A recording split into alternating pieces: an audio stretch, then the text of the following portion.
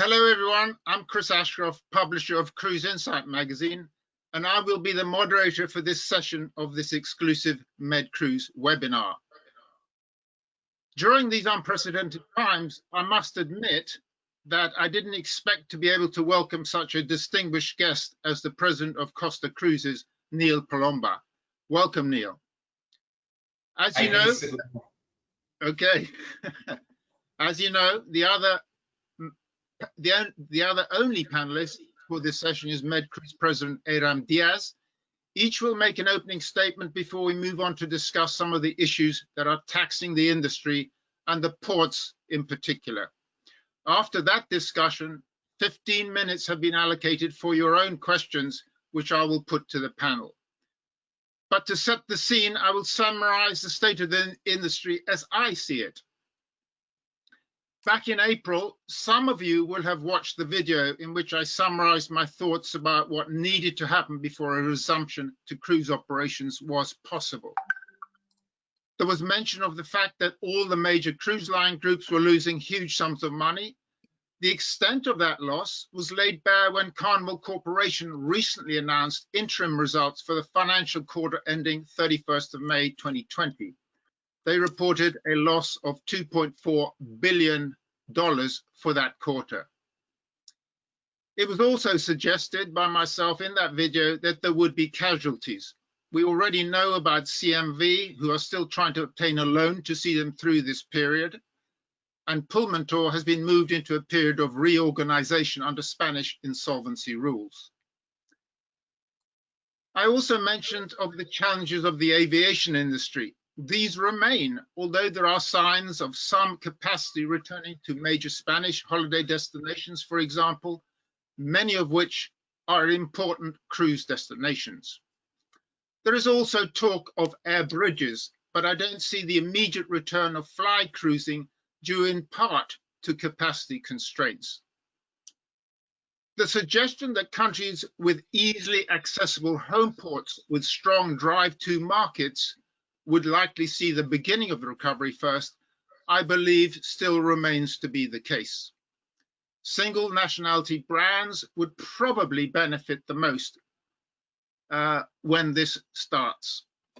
There is evidence that individual countries are beginning to at least consider the return of cruise tourism. For instance, over in New Zealand, the Cruise Association chairman, Debbie Summers, is trying to persuade the government to allow a luxury ship to operate round New Zealand cruises carrying just New Zealand nationals. One proposal being considered by the French government, which you may have read about, is to allow cruise ships to operate with capacity restricted to around 500 passengers and crew, but no decision has yet been taken. My understanding is that Costa Cruises has been looking into the feasibility, at least, of cruises around Italy, and I shall ask Neil Palomba to comment on that later. There was mention of the fact that the new ship deliveries would be delayed, and they have been. Interestingly, those delays have opened the door to new entrants to the market who have filled slots at the shipyards. It was also suggested that the cruise line brands would choose the most efficient and cost-effective ships to begin operations because the older ships are much more expensive to operate. What was not mentioned, and I did not mention because I hadn't thought of it, was that capacity would be removed from the fleets of the major groups, at least from Carnival Corporation fleet. Carnival has already announced that 6 of their ships have been sold and that there would be further disposals. The prediction among some analysts is that Carnival will remove from service 20% of their fleet. That's 20 ships. If that is the case, and it proves to be the case, it may be that the ships built prior to 2000 would be those chosen to be sold or retired. Costa Cruises doesn't have any ships in that category, but perhaps the criteria for retiring ships may be different from the one I have just suggested. Of course, the resumption of cruise operation involves a complex web of challenges, many dealing with the systems and services that will have to be operated on board ship. While acknowledging the challenges of creating a safe environment on board, interior designers also talk of creating an even better guest experience. Complex though some of these challenges may be, there seems to be a consensus that the most challenging aspect of a resumption to operations is the relationship between the ports and the ship. And so it is apt that this MedCruise webinar today involves the ports of the Canary Islands, the East and West Mediterranean, the Adriatic and the Black Sea ports. There is much to do for ports to prepare for a resumption, and yet there is a sense of frustration because the industry has not been able to come up with a cohesive plan to guide ports. But that is presumably because governments and other regulatory organizations have not addressed the issues either.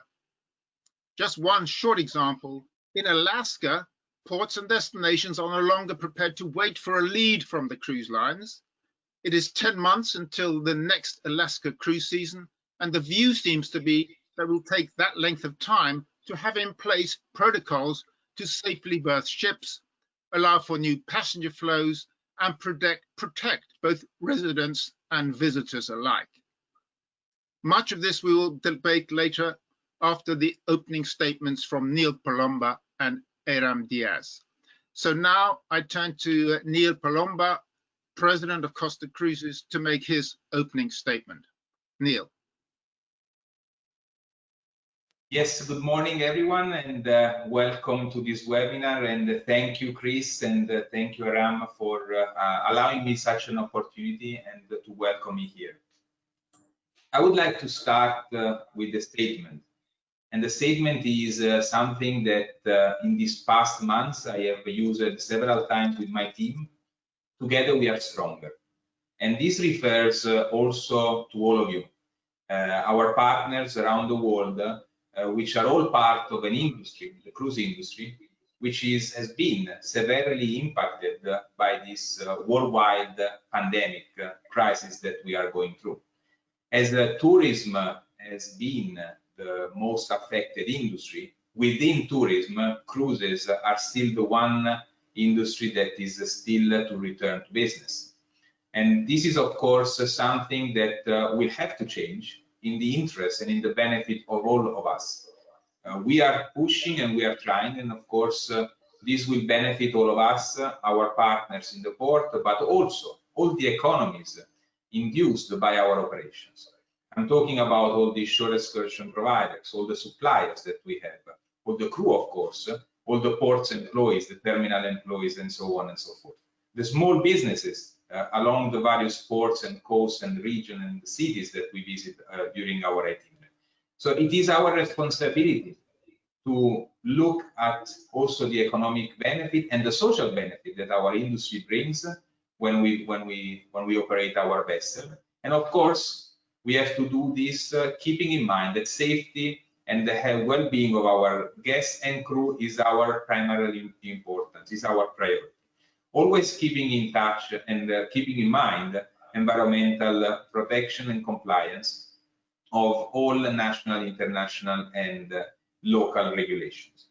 So as Chris mentioned, we are living through challenging times, and the world is divided in different zones.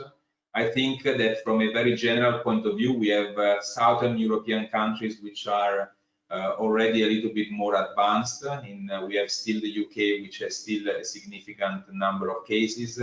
Then we have North and South America, where we have a pretty challenging situation. And then in Asia, we have different countries dealing with different periods. So talking about Europe and specifically about the Mediterranean, I think that the Mediterranean countries are in a position where they were able to control somehow the virus. It has been costly, it has been expensive for all of us, for our lives, for our family, but I think we have been able to get over it, and we have been able to manage and control the virus, the spread.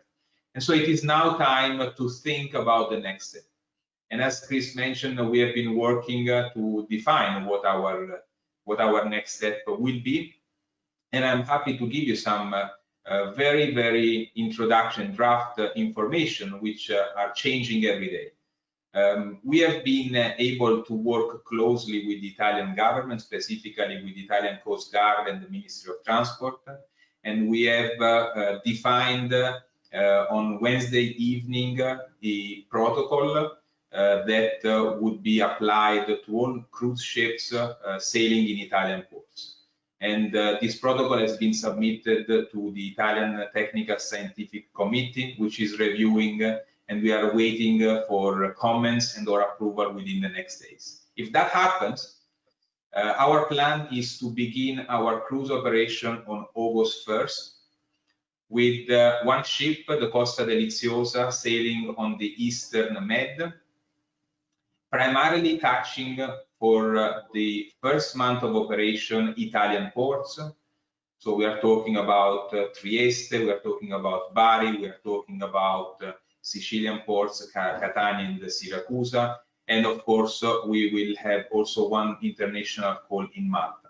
We define this a proximity itinerary, and during the first month we will carry only Italian customers, and this will allow ourselves and the destination to get accustomed with the new protocol and the new procedure to ensure a safe navigation.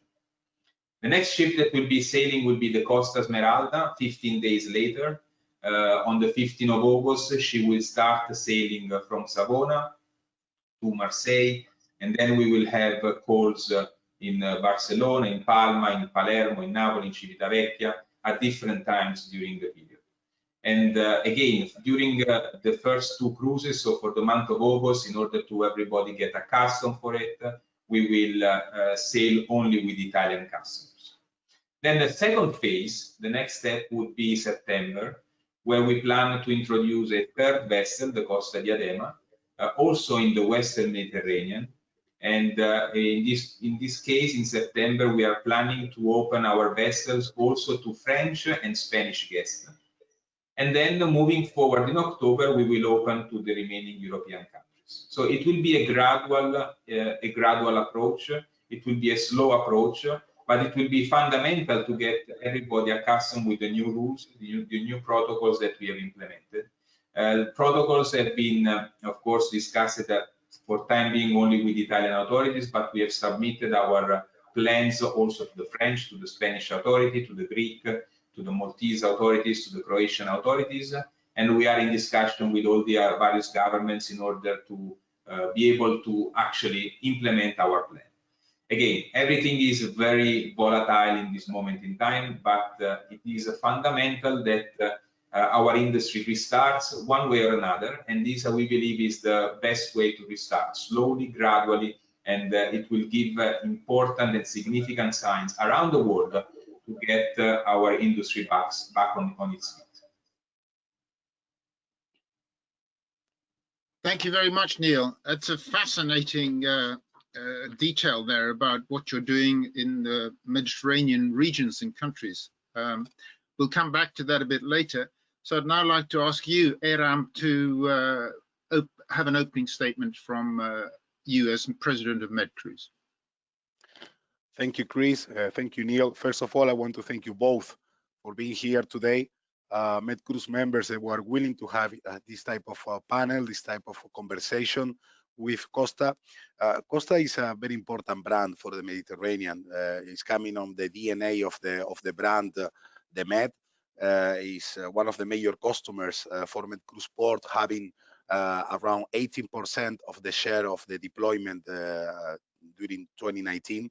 So for us, for MedCruise, it was very important to have today here Neil to open the discussion, to hear all this good news that already have been mentioned about the future in the Mediterranean and the future of cruising in the Med. And I want to thank you both for this opportunity. Yes, from MedCruise, we've been looking at this situation in different phases also. At the beginning, it was a shock as for everybody else, and MedCruise Ports, they were been trying even now to accommodate, lay up the vessels and giving assistance to our customers, to the cruise lines. They've been having many unexpected situations in which some of vessels are coming with passengers on board, repatriation of crew people, looking forward to accommodate in the best economical and taxation a possible situation the cruises, because right now we are living in a very huge economical crisis also.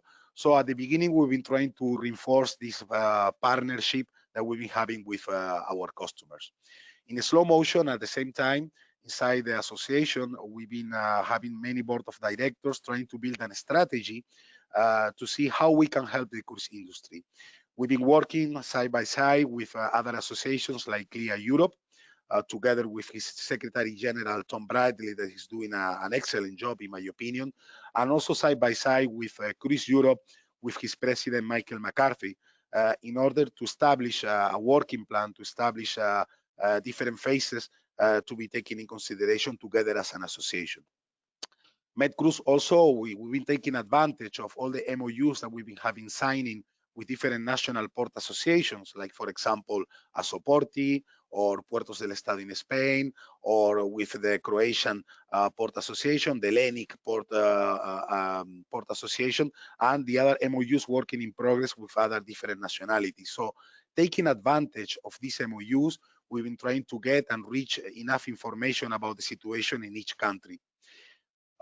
Me, as a Spaniard, it has been a little frustrating, how we've been seeing that when this pandemic came, even inside the European Union, each nationality, each country did whatever they feel about. It has not been a common strategy, and this is something that we need to take in consideration and review.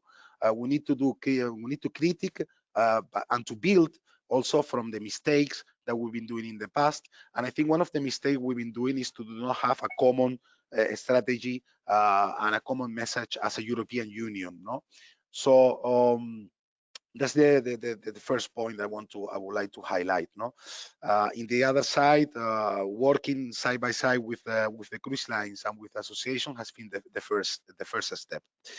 At the same time, in this strategy, one of the main points that we've been taking in consideration, obviously, is about protocol and guidelines. I think that all companies, all ports, all nationalities were working on the same things, trying to build, trying to be transparent, clear, with different protocols and different guidelines to be implemented in the future of our industry. Companies, they've been having their internal protocols, they've been exchanging ideas with the national port associations, with ports, and I have the knowledge that inside, for example, Asoporti, they are doing an excellent job. Right now, Neil, he was talking about this cruising inside Italy for Italian residents. I think it's a very good initiative. It's the first step that is very sincere and, in my opinion, a good way to begin to make the comeback of the cruise industry in the Mediterranean, to cruise inside the same country, to see how this is going to be developed. We are seeing also initiative in this matter also in Greece, in Spain, in France, Portugal. So I want to congratulate for this initiative. Right now, also inside MedCruise, what we're trying to encourage is to open the discussion. I think it's a good opportunity to talk, to put ideas on the table. Even if they are crazy ideas, we need to open the discussion. We need to work with our partners, the cruise line companies, but also with destinations. It's very important to understand also for us as ports, so how we are going to be interacting the port and the destination, how we're going to be interacting with the flux of the people, of the cruise passenger from the port to the city and vice versa. And we are working in that direction. So without going deeper in this first statement, I will say that MedCruise Ports, they are doing a magnificent job trying to assist our customers at the beginning of this period. Right now, we are still doing it, giving enough layup conditions and facilities for our customers to wait until the comeback of the cruise industry. And we are working side by side with the regulators. Right now, the regulators, they are part of this business more than ever. We need to understand the rules to begin and to resume and to make the comeback of the cruise industry. And MedCruise is working in this direction and willing to be developed. Thank you very much, Airam, for a very interesting opening statement. It gives us now a very broad idea of what MedCruise is doing and also what Costa in particular are doing in these difficult times.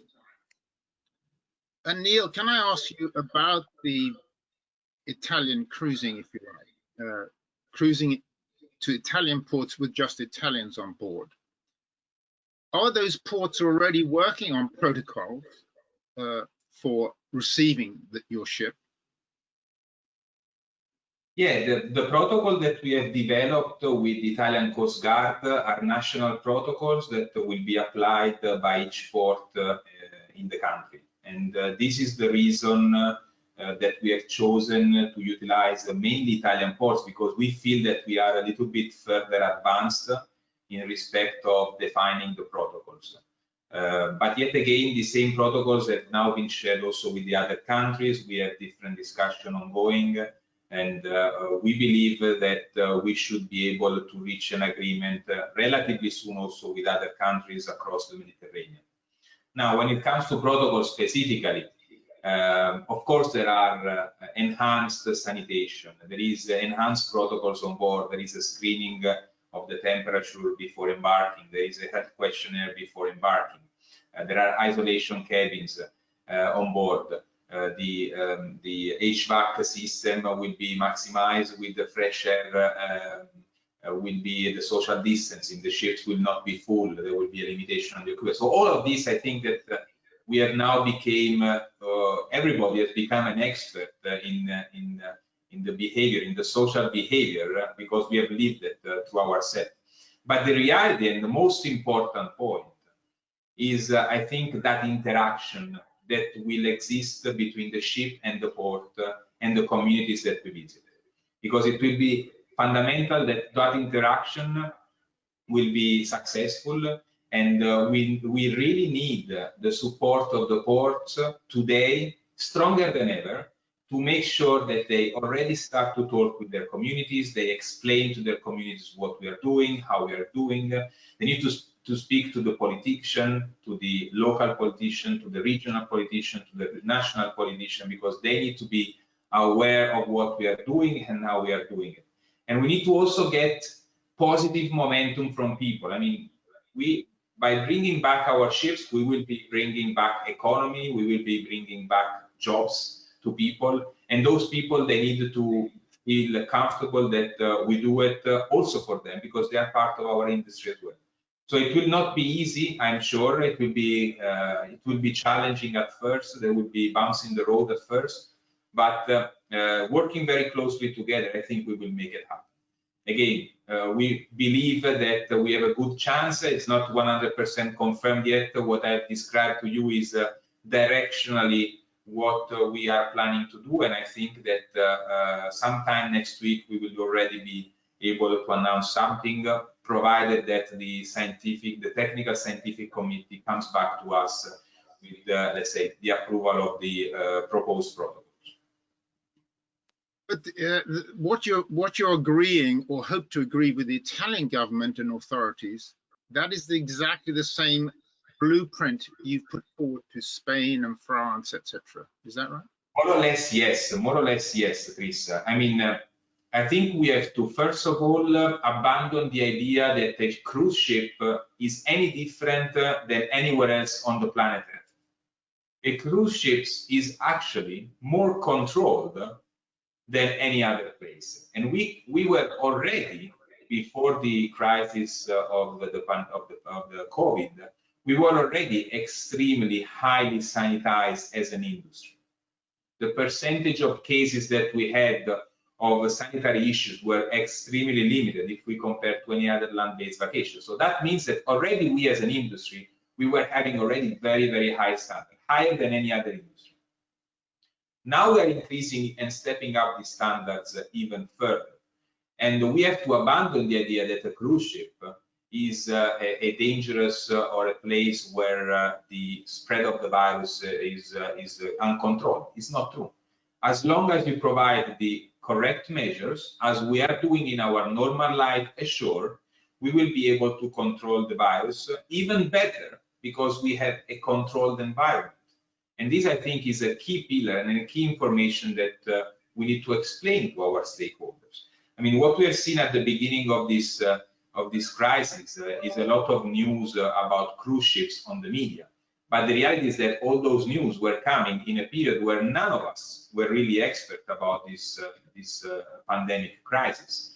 And we have spent the last 3-4 months becoming, let's say, more and more familiar of what we should do and how we should do it. And we have been discussing with the local authorities, with the medical authorities. We have created our own scientific committee internally with different people from hospitals in Rome and scientists from France, so international group of people that is able to really explain to us and provide the best of the best comments and suggestions to implement. And our idea and the objective is we are prepared to implement any and all protocols that are implemented shoreside, also on board the ships. This is our belief. We don't believe we should be treated any differently than what an airline or a ferry or a hotel or a restaurant or a bar is a shoreside. We are a mixture of all those industries. We are an hotel, we are a transportation vehicle, we are a restaurant, we are a bar. So by combining all those protocols that have been implemented shoreside, there you go, you have the cruise line protocols. You have a difficult job though, don't you, Neil? Because not only do you have to convince the ports and the local communities of the safety of the vessel and the passengers on board, but you also have to communicate to potential passengers that actually the ship is safe, number one, and number two, that when they move to an excursion ashore, they're also going to be safe. So that's a difficult thing, isn't it? Yeah, for sure. Now we are living through a period of uncertainty because as an industry, we have been canceling voyages in the future every month. So people right now are not really comfortable because there is uncertainty. They are not comfortable of booking into the future. The moment we have definitive operation, then we can concentrate on making sure that we can start to communicate also to guests how safe it is and what we are doing to ensure that safety on board our ships is the maximum priority. And this will come as soon as we announce our program, then the communication plan to rebuild also the trust to the consumer will begin. Up until now, we have done very, very little for sure, because we were also living through uncertainty, because we didn't really know what and how. But now that we see a little bit more of the light at the end of the tunnel, the future, I think we are in a position to be more specific and convey those messages to the guests as well. Okay. Can I turn to you, Airam, in terms of what MedCruise Ports, your members, are doing, not just in the port authorities, but the shore excursion and tour operators and the local communities? Are the protocols you're working on with your members that make it obvious to passengers in a cruise ship that it's going to be safe to come ashore? Well, before I go to that, I just want to mention that regarding what Neil was saying before, it's not only the commitment, in my opinion, from the cruise lines to convince local partners. You know, with the ports, we have been showing right now that we are their representative in each location, in each destination. We take care on behalf of the cruise industry this beautiful development. We need to take on behalf also to be informing, because I think there has been a lot of lack of information that needed to be done through the ports to, for example, national port associations or politicians or municipalities or whoever is taking they were taking decisions to inform about the security of measures and safety that the cruise vessels they have on board. At the beginning of this crisis, we've been seeing that many destinations or many countries, they were saying, hey, we don't want cruises because there were a big issue. There was a problem, you know. They were accepting about the possibility to have a big quantity of people infected that could be fully booked the hospital, the local hospitals, and so on. So it was our commitment, and still now as ports, as delegates of this beautiful industry, to inform, to give information, to try to make the people understand. Just before I went live, I was in with a national press in Spain. They were doing an article about the cruise industry, and they were asking questions like, "Do you think it's safe to go inside a cruise?" These local newspapers, not specialized press. So we need to continue to encourage and to inform more than ever our nationalities, our municipalities, our governments, our politicians about the positive things and how is a cruise in the inside, because there is a lot of lack of information in this sense. Regarding your question, Neil, sorry, Chris, obviously the tour operator side is something that is important and key during this coming back of the cruise industry. Cruise lines companies, they are coming because they are getting a revenue.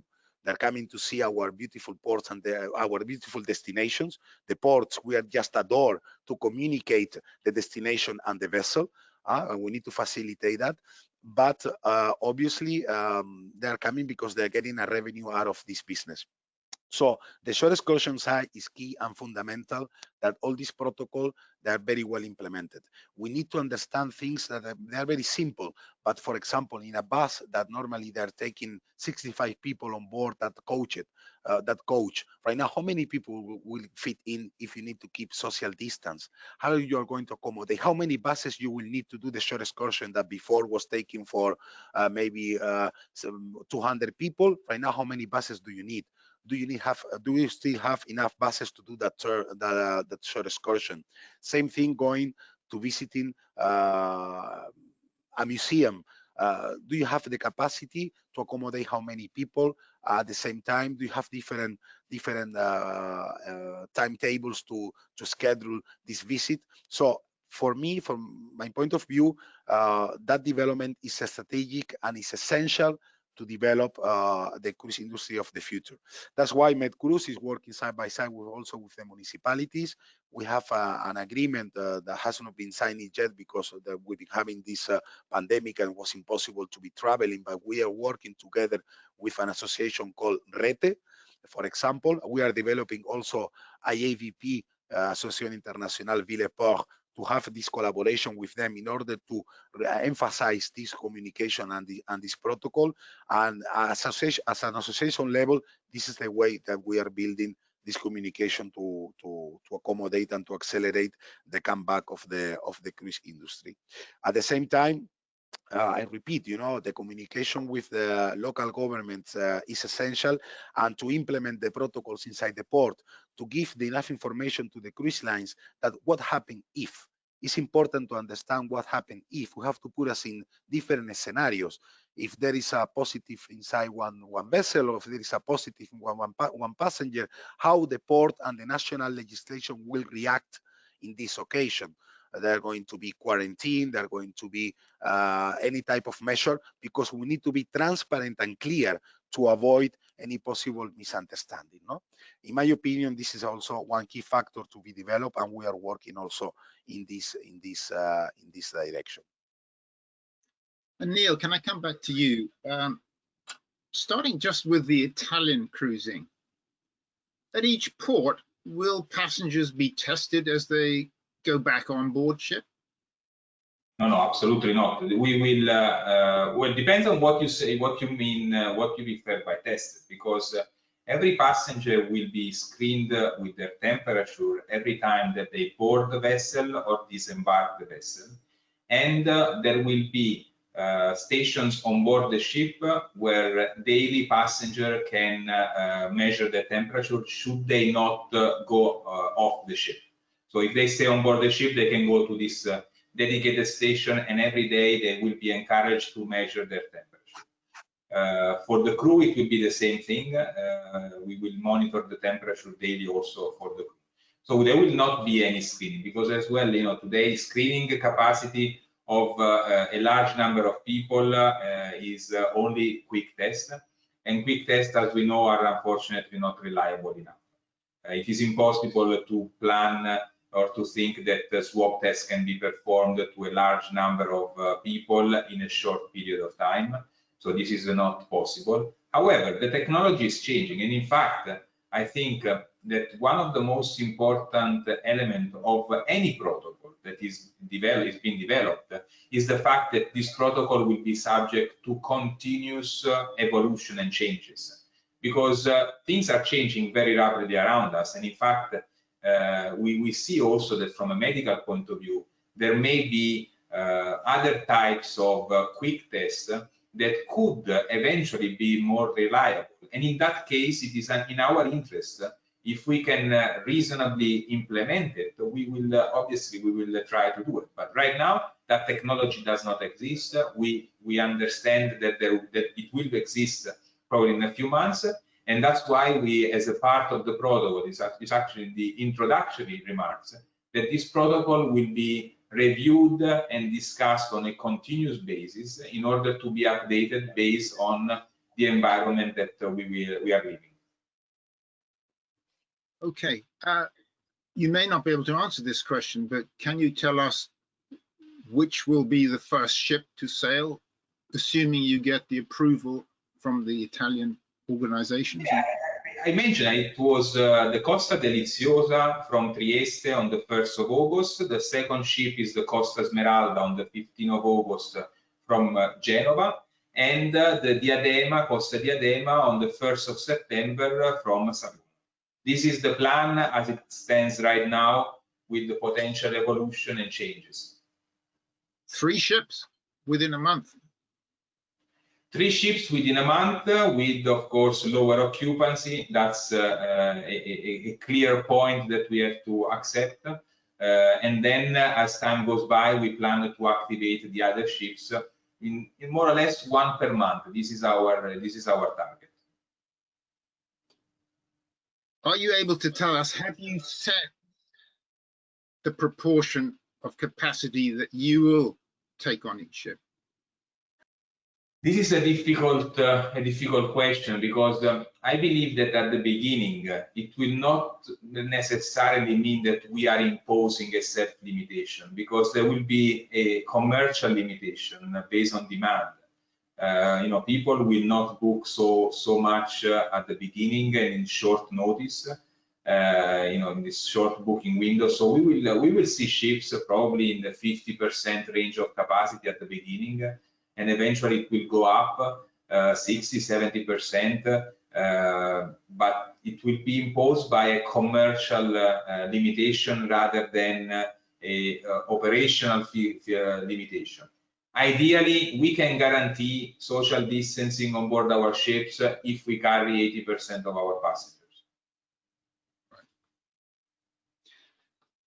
And Costa, of course, as a brand, you carry Italians, French, Spanish, and a whole host of nationalities on board. If you get the green light from France, Spain, etc., for the protocols you have proposed to call those ports, those countries' ports, does that mean that you will start to mix the population on board ship too? Directionally, yes. So, as I said, in August, we plan to carry only Italians. In September, we plan to carry Italian, French, and Spanish. And from October onwards, we will open up to all the other European countries. And once on board, of course, these people will mingle together, but they will need to apply the same rules for everybody. The same rule will apply to everybody. We will have strict controls. There will be a compliance officer on board, somebody that will be responsible as a police to ensuring that people are behaving correctly in order to avoid any kind of problems. And we may want to also take some strong approach against those people that are not willing to behave in a correct way. That's interesting. That's interesting. Certainly, as you know, I've mentioned this before, the biggest challenge on board a ship, I suspect, and I may be wrong, is the vertical flow of passengers, the lifts, the elevators, and so forth. How are you dealing with that in terms of numbers of people in the elevator and so forth? So the elevators, as you know, cruise ships have elevators which could carry in normal times up to 20, 25 people. So they are large elevators. And we need to guarantee the social distancing also on the elevator. And one extra measure that we will implement in the elevators as a mandatory requirement will be the facial mask. So if you are using an elevator, you will have to wear a facial mask, otherwise you will not be able to utilize. And once you are inside the elevator, the number of people allowed to enter into a single elevator will be limited as well. At the entrance of the elevator floor, there will be hand sanitizer. Everybody entering and exiting elevators will need to sanitize their hands, and there will be a constant and continuous cleaning of the interiors of the elevator, especially those areas which are the ones that are more utilized, the buttons, especially in the elevator. Okay. Airam, can you touch again on your relationship with Cruise Europe and Michael McCarthy? I didn't quite catch what initiatives you are working with them on. Well, Cruise Port associations, we are normally we are having a meeting once a year, not only with Cruise Europe, also you were mentioned at the beginning of your speech, Debbie Summers from New Zealand also. So we're meeting all together, all different cruise port associations worldwide, normally in Miami. We're having a meeting, we open the discussion, and we talk about the common issues or initiatives that we are dealing all together. During this initiative, obviously, because we are some of the itineraries in common, together with Cruise Europe, because you have to remember that MedCruise is an association that is covering not only the Mediterranean itself, but also the Black Sea, the Red Sea, and what we call the Near Atlantic, no, from Porto to Cabo Verde Islands, no. So in this direction, the communication and the partnership with Cruise Europe, led by his president, Michael McCarthy, has been always very unique and very successful. In this direction, together with our Secretary General, Jordi Caballé, and Jens from Cruise Europe, we've been developing a European strategy because we believe that we need to come up all together. In this direction, we've been having this communication with Clear Europe to try to do some surveys, to try to get information through our members to see how we can help the cruise lines. At the beginning, there was a lot of lack of information or miscommunication about it was possible or not to berth cruise vessels in our ports, which conditions, what the ports were going to ask for, and as the law was changing weekly or even daily about how to manage these vessels, we were trying to, together with Cruise Europe, to send this information, the results of these surveys to Clear Europe. I think that was our duty. We needed to do it, and this is one of the initiatives. Also, together with Cruise Europe, we are developing our conversations hand by hand with IHPH in order to participate directly on all the documents, living documents that IMO is working about the future of after this pandemic.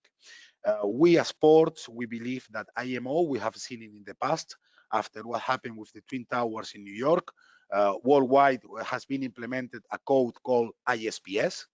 So after a disaster where the industry or the maritime industry came up with this code, right now we are together with Cruise Europe working side by side. And I want to thank personally here Santi Millà, president of IHPH, and his CEO, Patrick, for the very well understanding that we've been having with them in order to participate and communicate our thoughts together directly to IMO. And at the same time, we've been developing inside MedCruise a committee of experts regarding this COVID-19 situation, in which we've been taking and prioritizing different nationalities and different regions, size or different size of ports, in order to communicate and to send this information to IMO. At the same time, one of the initiatives that we are developing, and I think we need to all understand, Seems like this global pandemic is going in a slow motion. Seems like we are being recovering and getting out from home. I think we'll be all being specialized in webinars, in IT resources. I think I have never tried so many platforms and different softwares to have webinars and conferences in the last 2 months. But it's true that right now what we need to do is to try to make our communities to understand that it's time to be side by side with the cruise lines. And being side by side is not only that we need to do it working protocols, safety and regulations, but we need to be competitive in terms of taxes and financially situation. We are going through a huge economical worldwide crisis, and we need to be also at the same level together with our partners. It's not possible that the ports we are thinking about including new taxes or including new costs or including or rising our costs and port taxes, mainly if you are a public institution. If you are private, maybe the discussion will be different. But if you are a public port and a public institution and you are willing to recover this market, we need to be competitive. One of the things that worry me a lot is that we ports, we've been receiving a lot of providers of different equipment to be treated inside the terminals or inside the port to reduce the impact of COVID-19. So all this new equipment that many providers they are selling to us, I'm not saying that we do not need to acquire them, but we need to be cautious to do not acquire unnecessary equipment and risk competitiveness to our ports. Because if we acquire the equipment, we need to then cover this cost, charging to the users of the piers about this equipment. So before acquiring anything, we need to get information from IMO to review protocols and to see what is necessary and what is not necessary. And this is very important, you know. So at the same time, we ports, in my opinion, from MedCruise, what we need to do is to review this protocol, address ourselves to our national port associations, and trying to be competitive. We need to reduce taxes. We need to recover this business. The half of zero is zero, and right now we have zero. So it's better to be competitive and recover the market, and in a slow motion to rise up the taxes until the same price or the same situation we were having before. And this is very important. And sometimes we forget about this. But mainly, if you are a public port and a public institution, it's your must, your duty to fight to recover this business in this direction. Okay, thank you, Airam. Neil, I have a question from Marcelo in Lisbon, who's asking about masks on board. When? Question mark. Mask will be mandatory when the social distancing will not be respected. So if you are not able to respect the social distance of 1 meter, mask will be mandatory. Anyway, across the entire cruise, recommendation will be to wear a mask, both for passenger, but mostly for crew. Okay. So it will be mandatory in case you cannot guarantee the safe distance, and it will be recommended anytime else. Okay. I have Laura also sending in a question for you, Neil. With the sanitary protocols that Costa is going to apply upon embarkation, disembarkation procedures that you have just mentioned, timing will probably be affected. Are you planning to make any change on the routes in terms of extended stays in the ports, maybe, or different time schedule? Absolutely, yes. This is a very good point. As part of our relaunch plan, itinerary will be revised in order to guarantee full day calls in each and every port. We will most likely we will not have half day port anymore. Because we need to guarantee a slower process both in the embarkation as well as in disembarkation process. There may be some half-day call very exceptionally, but this is not the intention. I mean, presumably, Airam, the ports will have to adapt their facilities to allow a different flow of passengers through the facility. Well, that could be an option, Chris, but maybe an option as I'm thinking, you know, I think this pandemic has given us the opportunity to do things better, to review some of the things that we were running, doing very fast, very quickly, and to review in terms of sustainability. Also, we all remember, the main issues that we were having in our industry before this was tourist massification, environmental sustainability. Well, it's time maybe to review everything and do it in another direction. For example, in MedCruise, we are right now building a new working group. It's going to be leading by Aris Batsoulis, our vice president, about berth allocation. Maybe we have to see if even if the port infrastructure capacity can hold 6 cruise vessels at the same time, maybe we have to split the season and in different ports and maybe to put some quorum numbers in order to maintain this social distance at the beginning, as the cruise lines are doing, maybe to do not sail 100% capacity in. We need to also maybe ports rethink about maybe we cannot book 100% capacity of our peers. We need to go in a slow motion. Well, these are thoughts, but the idea is that this berth allocation working group is going to be working and discussing all these matters, and we would like to also to interact with the cruise lines about their thoughts. That could be an option. The other option will be, okay, we try to do it as we've been doing it before in the past and see a little bit, what happened, keeping the social distance. The same worries and the same questions that the cruise lines they have in their head, we are having also as ports. We want to do the things better. We want to do the things in a proper way. We don't want to have mistakes at the beginning of this comeback of the cruise industry. And I repeat, I see it as an opportunity. I want to mention also something, just that we are right now 72 members assisting to this conference, this panel. There are still 9 minutes to end up. And I want to say that also, for example, from Cruise News, there is Virginia, Joe Ingledon from Cruise and Ferry, Lucia Nappi from Corriere Marittimo. So we are having also international press assisting to this panel that I hope they've been taking notes about all the statements and all the things that Neil has been saying about. And I want to thank you all for the participation. So coming to your question, Chris, yes, we might need to put some quorum to the peers also. We might need to rethink that maybe we cannot be everybody on Friday or on Saturday. And we're going to be forced to really take these steps that maybe before we were not taking for whatever reason, no?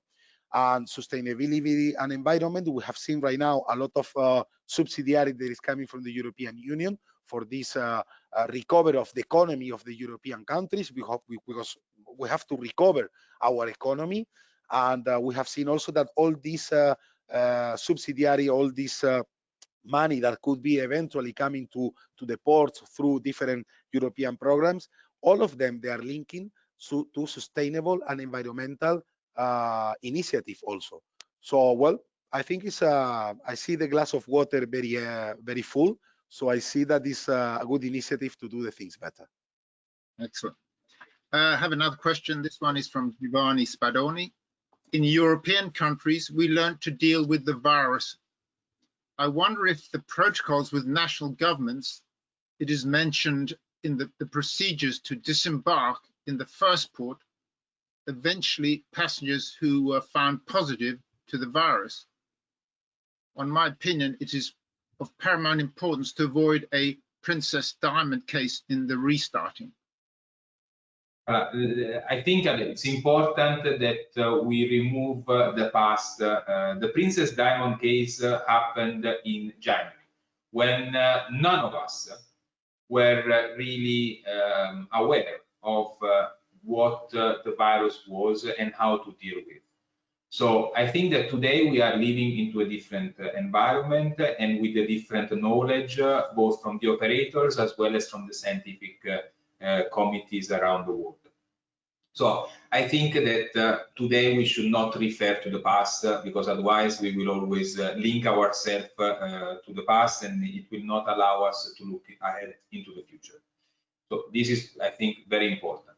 Second, we have on board, as part of the protocols, we have identified a certain amount of cabin, and I'm talking about several dozens of cabin which will be dedicated to isolation. these cabins will have a dedicated ventilation facility, so there will be really isolation.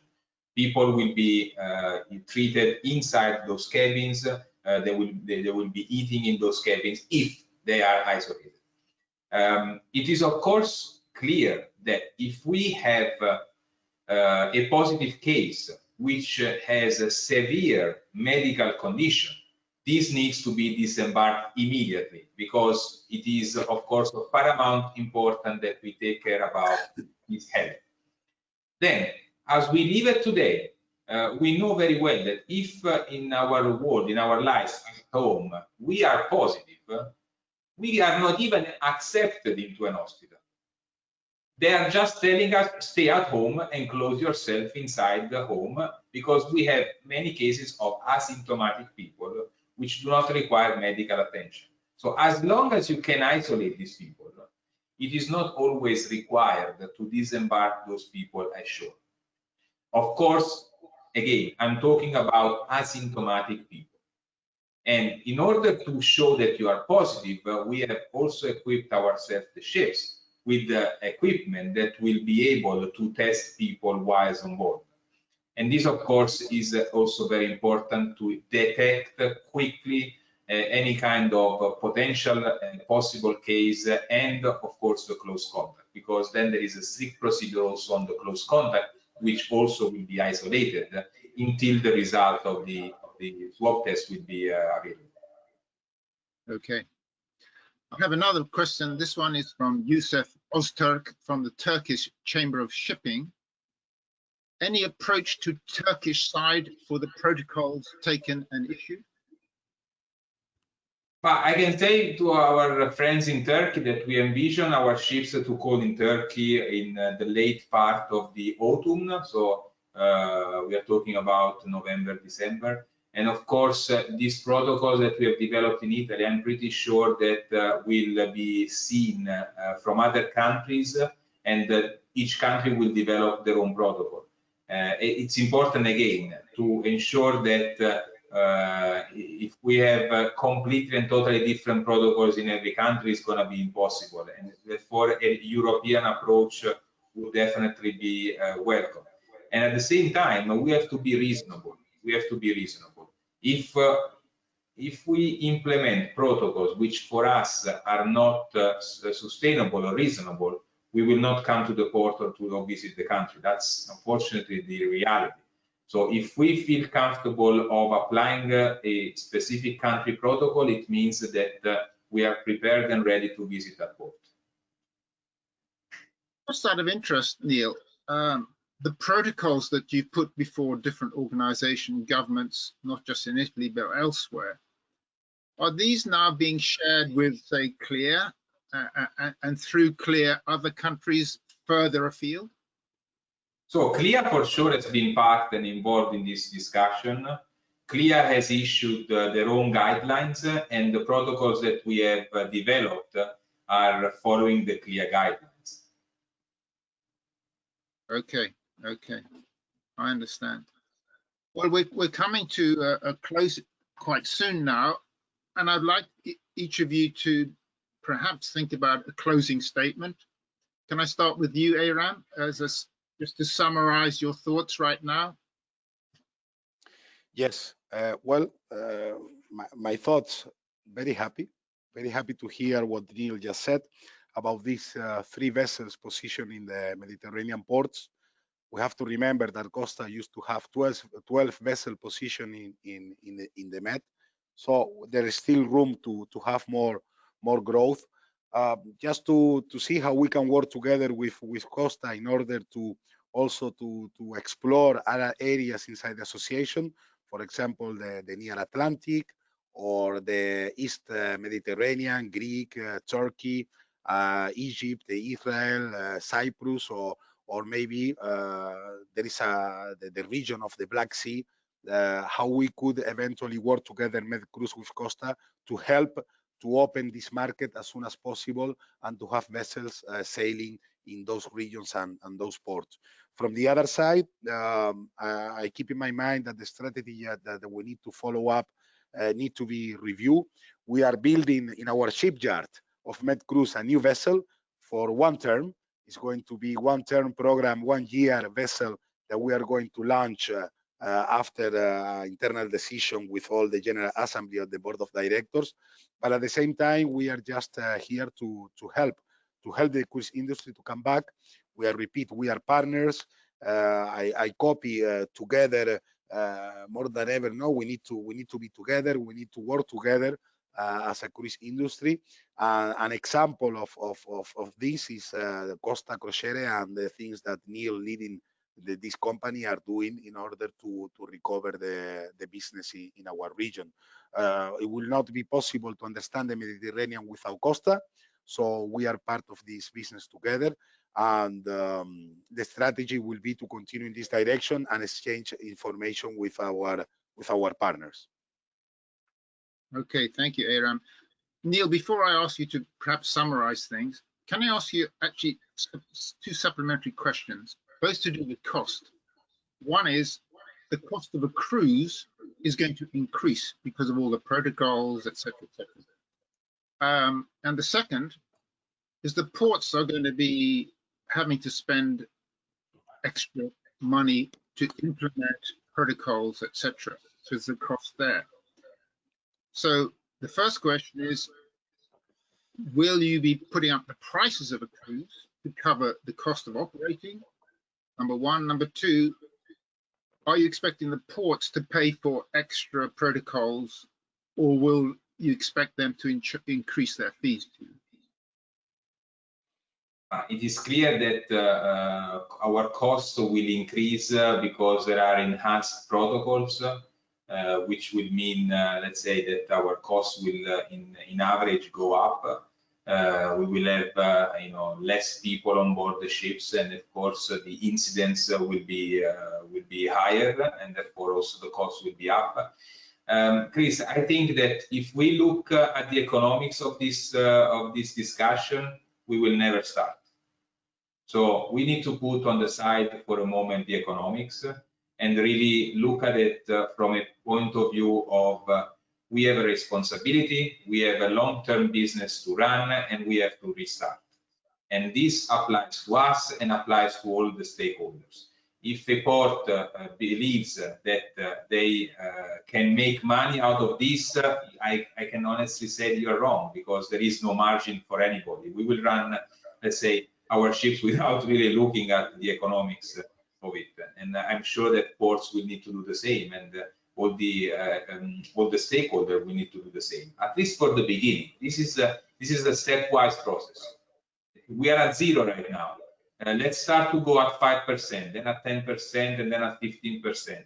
Eventually, sometime in 2021, we will be back to more or less a normal operation. But right now, this is not going to happen immediately. Okay, thank you for that. Any further comments to finish with, to round up?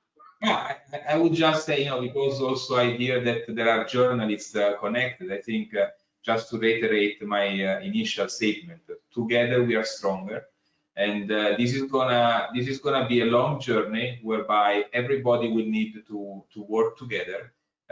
We have made good progress in the past weeks with the Italian government. We have submitted our proposed protocol, and so I think that we will hear relatively soon back.